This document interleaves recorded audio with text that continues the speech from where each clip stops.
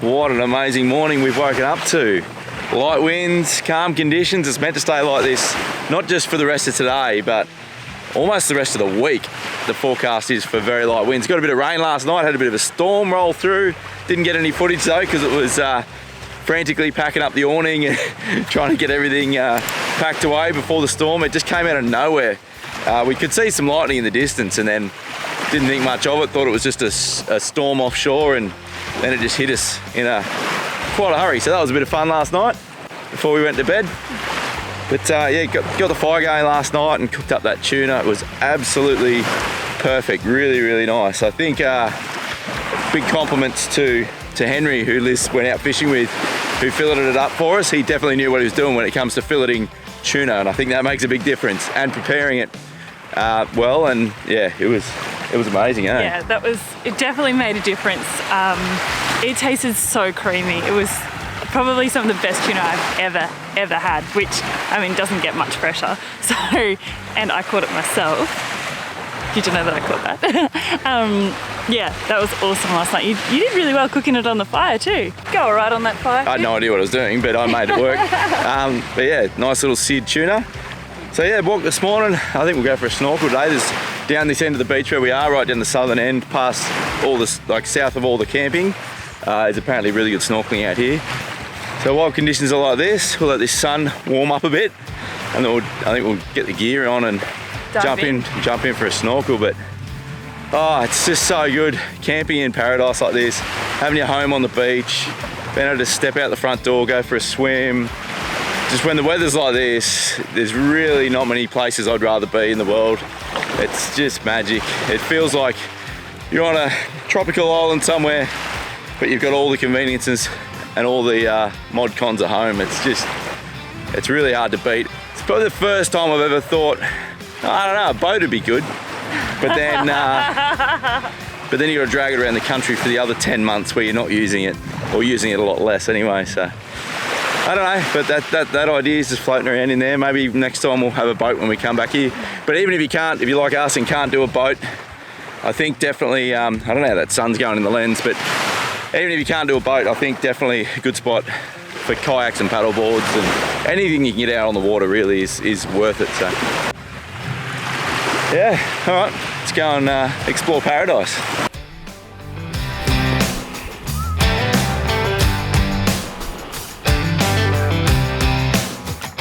The water here is ridiculously clear. It's so crazy how, yeah, just crystal clear it is. And we've only walked up the beach maybe a K or less, and we've seen at least 5 or 6 turtles. There are so many turtles here. We're pretty keen to go and get our snorkels on. And Sharky reckons. Pete's just spotted from the dune. Yeah, we've seen heaps of turtles. There's so much marine life here. It's ridiculous.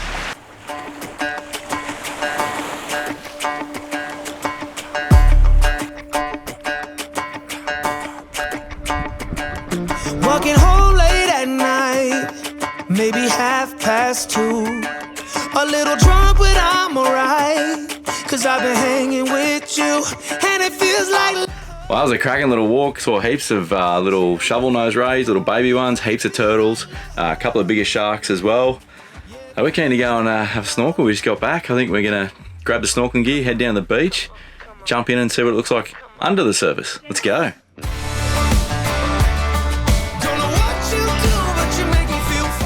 The Ningaloo Reef is a remarkable coral reef. It stretches for over 260 kilometres along Australia's west coast and makes up 50% of all the coral in the Indian Ocean. It hosts over 1,500 species of marine life, including humpback whales, sea turtles, and 250 species of coral. Ningaloo Reef is the world's largest fringing reef, meaning you can swim to it directly from the beach, which for us means directly from our home. It makes the perfect place to hang out with the kids and explore and enjoy some snorkeling together as a family. The boys absolutely love exploring the underwater world. But after exploring with the kids from shore, our mates Henry and Hayley asked if I wanted to head out with their boat to explore the outer reef. And let me tell you, they didn't have to ask twice.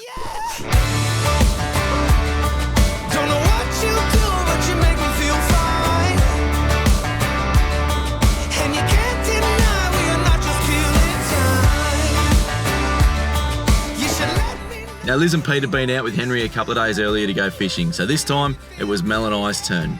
Now I'd been chatting with Henry a couple of days earlier about this place that I found when we were here a couple of years ago, out off the main reef. It lies just out off the point of Windabandy and is an incredible trench between two reef systems that provide some of the best snorkeling and free diving that I've seen anywhere in the world. It's absolutely incredible. And with almost ideal conditions, it's safe to say we weren't left disappointed. A little crazy for you now. A little crazy for you now, baby. I'm a little crazy for you now. A little crazy for you now. A little crazy for you now, baby.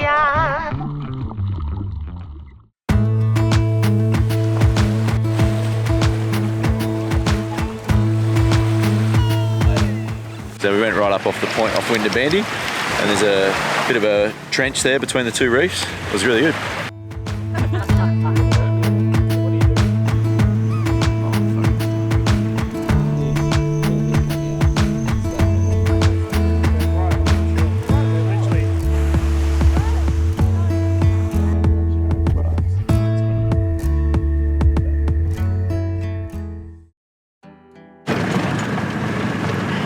So word on the beach is that when the winds are blowing from northerly, Norwegian Bay is the place to be. So we've got a bit of a convoy going today and we're going to head in there for a snorkel. So there's an old whaling station there that was in operation in the 30s up to the 50s. And apparently there's some remains there still to be found, some winches and things like that that make some good structure for the fish and stuff to hang out with. So hoping to get there and see what we find. We've got a bit of a mud map from someone that we met on the beach, and we're just going to follow our nose and hope we find it. We're just going to head south down through the dunes from South Lefroy, just past where we've been going to get water out of the ground at that ground fill station that we found a little while back. All right, we're going on a bit of a mission this morning. There's a rumour that somewhere in the sand dunes behind South Lefroy there's a freshwater source that you can pump out of, an aquifer underground. So we're going to go and see if we can get ourselves some fresh water, because that'll change the game. We're here for a couple of weeks, so we'll be able to be a little bit less frugal with our water and actually have a shower every now and then, which would be nice. Let's get out there and see what we find. I think, which way are you going? I don't know. Hold on to everything. Oh, this is... Hold on to everything. Talk to these boys. Did I go the wrong way? This goes somewhere. Yeah. Yeah, it looks like this could be one of them here. Let's jump out and have a look. Okay, we might have found something here. We're in the dunes down the southern end of South Lefroy, and this is, I think, what we're looking for. Alright, well, we found one of them. There's allegedly two of them, and the second one is better quality water, which is good because that doesn't look great. But it's really close to the... How do I turn this air down? But it's really close to the surface. So we were just saying, you could probably get away with digging a hole only half a metre deep, and you'd be able to get water anyway. But I bought my shovel. Depends how. Yeah, we got a couple of shovels. Depends how salty it is too, though. We're going to see if we can find this other one, which is reported to be the better one of the two, which I'm glad we found out, actually, because we probably wouldn't have kept looking once we found that. We would have thought we'd come across it, but anyway, see what we find.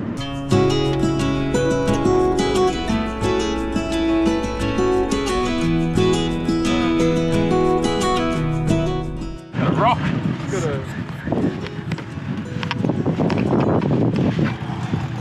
Oh, that's deeper.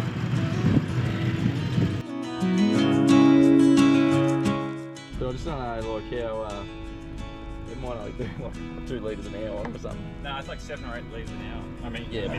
Well, I'm curious as to how big. There you go, eh? The rumours are true. Far up there. Down there, it's half the distance. Down in the other side of that little... Oh, you can see, look. Yeah. Yeah. Well, great success. The verdict is the water doesn't taste too bad. It definitely tastes a little bit like bore water. It's got a little bit of that sort of taste, but I don't honestly think it's any worse tasting than the water we got at the water station in Exmouth. So we're going to take it back to the girls and let them have the final verdict, but I reckon that's a great success. At the very least, it's really good water for showering and for doing dishes and stuff. See how much of it we end up drinking, but we're going to head back to camp and time for beers and footy, I think. Oh, slow down, maniac. Soft here. You're soft. I'm not stopping.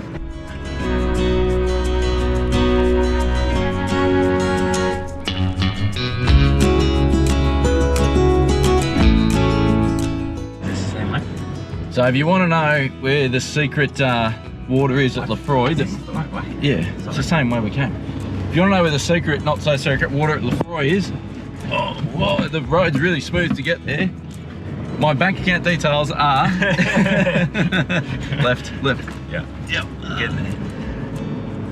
No, I reckon I'll get you guys a GPS location. And I'll leave a link to Patreon there as well. If you feel like throwing a few dollars in, I don't mind.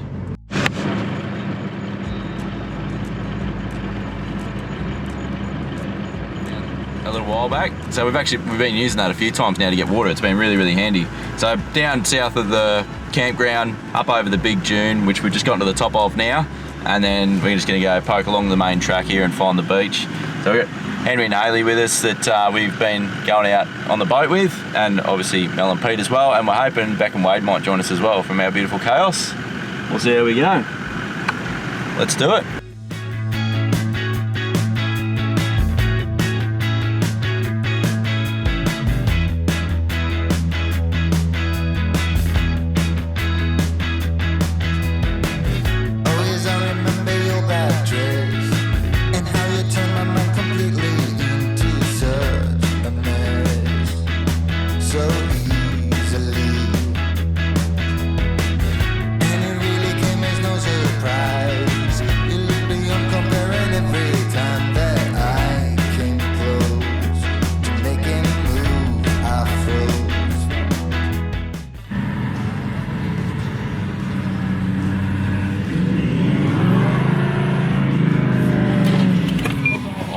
What are we trying to do?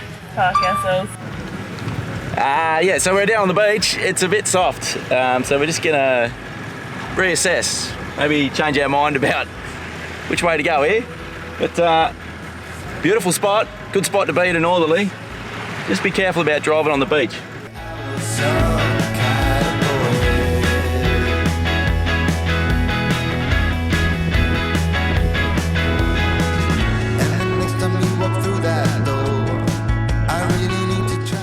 Oh, we made it. This is a great little spot in a northerly breeze. Henry just had to let a bit of air out of his tyres. He still had a fair bit of air in. We just reversed up the beach and found a flat little spot here just near the ruins of the old whaling station. Apparently there's some really good snorkeling out offshore here. We're gonna go check that out, but this is us for the day. I think this looks absolutely magic. How good is this?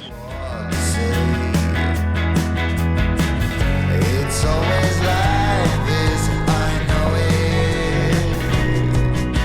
If I could only be some kind of poet, if I could have my way with words. I tell you what, it is days like this we appreciate the design and functionality that went into the rear fit out of our car, or having the ability to have a fridge with cooking and shade makes days like this just next level. There is absolutely no reason to leave and head home. So we're gonna kick back here and enjoy this afternoon before making our way back to camp. If I was some kind of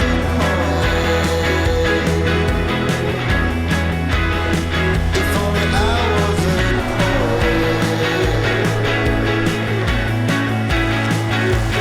some kind of We hope you have enjoyed this episode. Hitting the subscribe button is free and helps us out immensely to continue to create YouTube content. Have a great one, and we'll see you next Sunday.